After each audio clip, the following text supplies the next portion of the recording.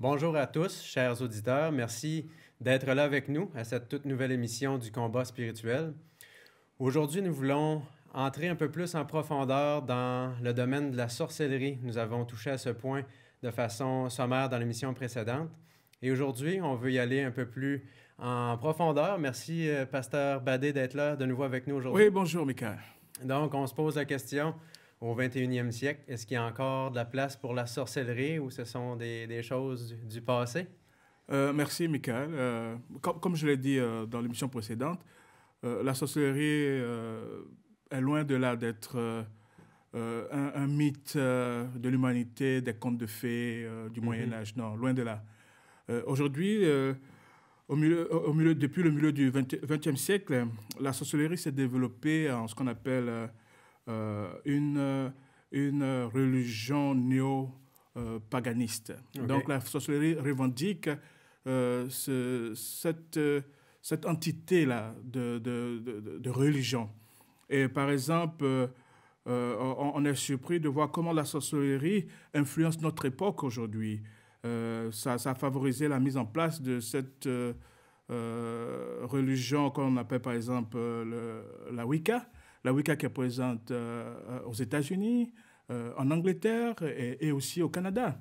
Et les Wiccans insistent et revendiquent leurs droits et ils ne veulent pas que le mot sorcellerie ait une connotation péjorative, essentiellement négative. Et ils revendiquent aussi le côté bienfaisant de la sorcellerie. OK. Et ils se font entendre. Je ne vais pas faire de publicité de ce groupe, donc je ne vais pas dire qui sont les auteurs impliqués dans cela. Et ce qui est intéressant, c'est que, qu'on le veuille ou non, la sorcellerie se fait sentir aujourd'hui partout. Il y a beaucoup d'Occidentaux qui sont victimes d'arnaques, c'est-à-dire de détournement de fonds par voie d'Internet. Okay. Et ces jeunes qui se livrent à ces pratiques utilisent des moyens de sorcellerie, des pratiques de sorcellerie. Ils utilisent l'envoûtement, ils utilisent l'ensorcellement, de sorte que des intellectuels, des médecins, des avocats ne peuvent pas déceler l'arnaque dans cette communication sur Internet, dans ces mariages fictifs, dans ces propositions de partenariat de business. Et beaucoup de gens se rendent compte seulement une fois ayant été pris dans l'engrenage, se retrouvant vidés de leur compte. Et c'est là qu'ils se rendent compte qu'ils ont été victimes d'une arnaque. Et toutes ces arnaques, aujourd'hui, utilisent des pratiques envoûtantes. Et nous rappelons que les pratiques de la sorcellerie sont fondées sur l'invocation et la manipulation de forces surnaturelles. Et ces forces surnaturelles sont des démons essentiellement. Et c'est en vue de soumettre à la volonté de l'humain. Donc, quand ils invoquent ces forces, ils veulent que ces forces soient soumises à leur volonté et pour lancer des sortilèges, et soit produit la mort ou produit même l'amour. Et aujourd'hui, il y a l'amour qui est forcé grâce à la sorcellerie entre deux personnes. Une nouvelle définition de l'amour. Très bien. Alors, la sorcellerie est un phénomène mondial, c'est un phénomène connu, donc c'est toujours là au 21e siècle. Si vous allez dans certains pays occidentaux comme la France, la Belgique, et peut-être même ici au Canada, nous avons des marabouts de plus en plus installés avec une activité lucrative. Ces marabouts viennent d'Afrique. Et ces voyants, ces médiums utilisent toute cette art de la sorcellerie dans ce contexte du XXIe siècle pour proposer des affaires à toutes ces personnes. Et certains même pensent que le berceau de la sorcellerie est ici en Occident. Vraiment? Et ils pensent que certaines pratiques du Moyen-Âge, en Grèce, en Italie, où les poisons étaient bien connus, où des évocations, des envoûtements étaient bien connus. Tout cela, ils pensent même, était caché dans certains endroits secrets qu'ils appelaient des laboratoires de mathématiques et de sciences. Et beaucoup disent que derrière ce laboratoire de mathématiques et de sciences, des pratiques criminelles s'y pratiquaient. Donc la sorcellerie a fait son bonhomme de chemin. Et les principales pratiques de la sorcellerie sont le pacte qu'on fait avec le diable. On donne son âme au diable et en retour, le diable nous garantit le succès, nous garantit une certaine notoriété. Et nous allons voir cela dans certains groupes groupes légendaires de musique, etc. C'est intéressant ce que vous dites là. Ça me rappelle la lecture d'un livre que j'ai fait il y a quelques années, le livre Au cœur du surnaturel de Roger Morneau. Et c'est exactement ce qu'il présentait dans son expérience personnelle, qu'en donnant notre âme à l'ennemi, il nous donne en retour certains bienfaits, certains bénéfices, certains avantages. Éphémères, temporaires. C'est une contrefaçon de ce que Dieu, évidemment, veut donner à ses enfants. Satan a juré de contrefaire tout ce que Dieu a créé et tout ce que Dieu est en train de faire. Et c'est sa mission, et nous l'avons vu dans l'émission précédente. Il est animé d'une grande colère, sachant qu'il a très peu de temps, Apocalypse chapitre 12. Oui, tout à fait. Donc, oui, la sorcellerie est une religion, si on peut dire, universelle. C'est quelque chose qu'on retrouve partout dans le monde.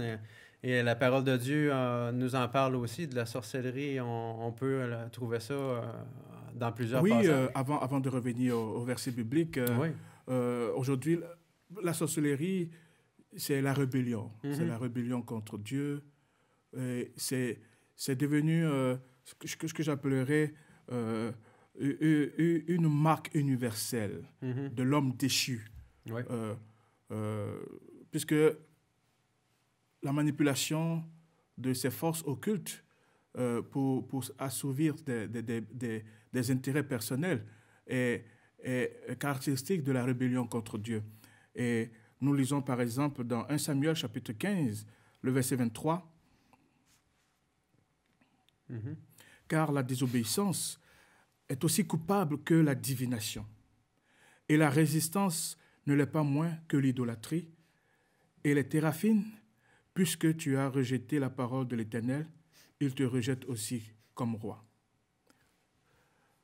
Vous voyez, la désobéissance, c'est la nouvelle forme, disons, pas la nouvelle forme, c'est ce que Satan a toujours utilisé. C'est ce qui a été le moteur de sa rébellion dans le ciel. Et la sorcellerie, quel que soit ce que les nouvelles formes de sorcellerie veulent revendiquer, sous prétexte que la sorcellerie peut servir à protéger, à faire du bien, tout ça, c'est la rébellion parce qu'au lieu d'adorer le Créateur, on adore la créature. Ces êtres déchus, ces démons, ces forces surnaturelles sont des créatures et non le Créateur. Donc, quand on se tourne vers la créature, on se rebelle contre le Créateur. OK. Alors, il y a différentes formes, justement, de sorcellerie. Et est-ce qu'il n'y a pas, justement, un danger dans le monde de la musique? Justement, il y a plusieurs questions qui viennent. Parfois, est-ce que telle musique est convenable ou pas? Alors, est-ce que la sorcellerie peut aussi utiliser ce monde-là, ce médium-là de la musique pour, justement, s'attaquer aux êtres humains? Oui. Bon, quand on va parler plus tard des formes de sorcellerie, les sorcelleries ouvertes, les sorcelleries secrètes, etc., on a le domaine de la musique. OK. Et bizarrement, la musique commence à être une sorcellerie ouverte, acceptée, certains genres de musique. Sont des pratiques ouvertement acceptées. Et cette musique a été inspirée par ces démons qui ont donné une certaine notoriété à ces différents chanteurs qui, depuis même la naissance de la musique afro-américaine par les esclaves, ont donné un certain rythme qui permettait à ces esclaves d'avoir une certaine puissance d'influence sur leur maître ou d'avoir une certaine consolation par rapport à toutes les souffrances que ces esclaves subissaient. Donc, la musique blues, par exemple, est née de ces rites africains, du vaudou, où chaque esprit était invoqué selon un certain rythme il y a des esprits qui viennent pour consoler, il y a des esprits qui viennent pour donner la puissance de la vengeance, la force de la vengeance, etc. Donc, si je comprends bien, le problème est vraiment dans le rythme. C'est l'élément de la musique qui cause problème. Donc, l'ennemi vient changer la forme un peu de la musique à ce niveau-là. On y viendra. J'espère que oui. On ne va pas oublier certaines questions qui sont en suspens. Ces esclaves qui exprimaient leurs croyances, leur culture dans leur chant, savaient qu'à chaque litanie réagissait un esprit. Et il était important de voir que certains de ces rythmes, et là je reviens à ta question, certains de ces rythmes avaient deux effets. Un effet hypnotique et un effet de transe. Donc aujourd'hui, voilà les deux caractéristiques que nous devons rechercher dans toutes sortes de musiques que Satan pourrait utiliser. Toute musique qui a un effet hypnotique et un effet de transe, je crains, mais je pourrais dire que cette musique est d'origine satanique. Dans les années 50, par exemple, nous avons connu l'ascendance du rock and roll et nous avons vu l'effet hypnotique de cette musique. Dans les années 60, nous avons connu l'apparition des messages subliminaux. Et certains groupes musicaux ont utilisé ces messages dans leur style de musique. On a vu, par exemple, comment certains messages étaient passés sur des bandes à l'envers. Et l'un des utilisateurs de ces messages à l'envers, ces messages subliminaux, était le fondateur du satanisme moderne. Je ne vais pas dire son nom, vous pouvez voir son nom sur Internet. Je dirais le nom seulement que des gens que je vais encourager. Alors donc, il a utilisé ces messages subliminaux et certains de ces messages parlaient même des allégeances à Satan, des éloges pour Satan. Et ces messages étaient inclus dans ces musiques et ces messages passaient à l'envers. Et on a vu que même certains de ces leaders de chant, de ces légendes de la musique blues ou rock and roll, ils ont même défié le christianisme. Je cite un auteur qui a dit, par exemple, le christianisme est appelé à disparaître, il va diminuer jusqu'à s'évanouir. Et il dit, par exemple, nous sommes plus populaires que Jésus-Christ à présent. Wow. Et ils ont dit qu'entre le christianisme et la musique, le style de musique, le rock and roll ou le blues, laquelle va disparaître la première, ou bien le premier, soit le christianisme, soit le genre de musique. Donc, les années 70, on a vu certains genres de musique qui sont devenus très violents, avec des propos très délibérés qui faisaient allégeance à Satan et des chansons comme Sympathie pour le diable, etc. Et tout ça était sous un rythme hypnotique et un rythme de transe. On a connu aussi la division de certains genres de musique. On a connu la division de ce type de musique dans les années 80, le rock and roll qui est devenu plus dur, et on a connu donc le rock doux, le rock dur ou lourd. On a connu certains effets de la percussion dans la musique, de la guitare électrique dans la musique, et tout ça avait la force de l'hypnose que ces musiques créent. L'hypnose, c'est se mettre dans ce second état quand cette musique brutalise nos sens et on n'arrive plus à réfléchir à autre chose qu'à être embourbé dans ce rythme musical. Tout ça, l'effet du rythme que vous décrivez. Ouais. Exactement. Et on est arrivé même jusqu'à cette ouverture de cette musique qui faisait appel à des drogues hallucinogènes. Et tout ça a créé tout ce que nous connaissons aujourd'hui sur les dérives de ces musiques, où il y a beaucoup de meurtres pendant leur concert, il y a la satisfaction de l'instinct sexuel, et tout ça, ça a glorifié Satan et non le Créateur, notre Dieu. Et maintenant, Pasteur Badé, si on regarde la sorcellerie, quels sont les objectifs derrière ça? Merci. On pourrait résumer les objectifs de la sorcellerie en 4 objectifs majeurs. Premièrement, c'est d'arriver à un être spirituel supérieur pour créer l'emprise, la peur autour de soi. Le deuxième objectif, c'est de pouvoir contrôler les forces de la nature, pouvoir envoyer le tonnerre sur un ennemi, le vent, pouvoir faire tomber la pluie sur son terrain pour des récoltes, manipuler les forces de la nature. Ensuite, le troisième objectif, c'est de se protéger, d'éviter les maléfices, les mauvais sorts.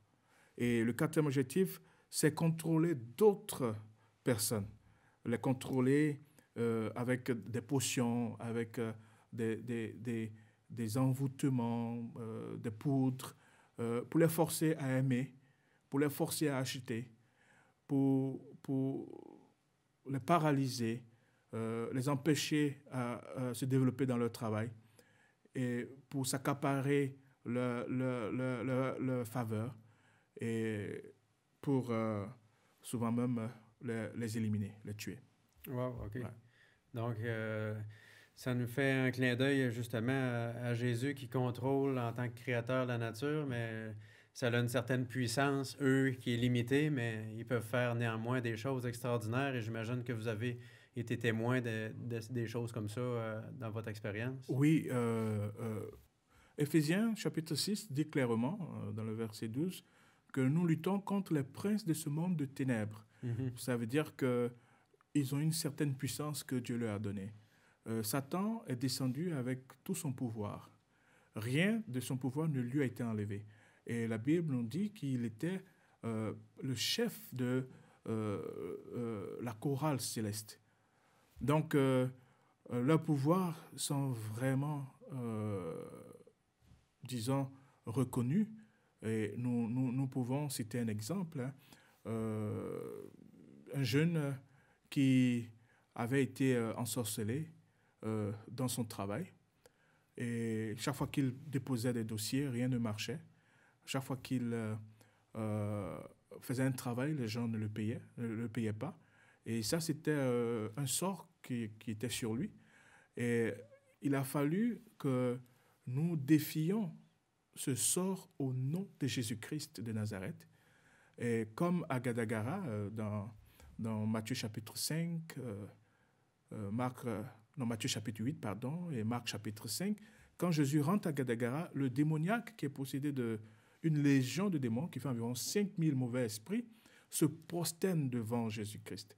Donc, et Acte 4 nous dit qu'au nom de Jésus, tout genou fléchira. Donc, quand on a demandé à Jésus de défier ce sort, c'est-à-dire défier l'esprit qui est derrière ce sort, quel que soit l'archange déchu, le démon déchu, de le défier, de le menacer. Et ça se fait par des reconnaissances bien précises, parce que ces esprits sont très territoriaux, ils sont très légalistes. Si tu ne mentionnes pas la région qui les a amenés, le village qui les a amenés, si tu ne mentionnes pas ce pourquoi ils sont là, ils ne vont pas se sentir concernés.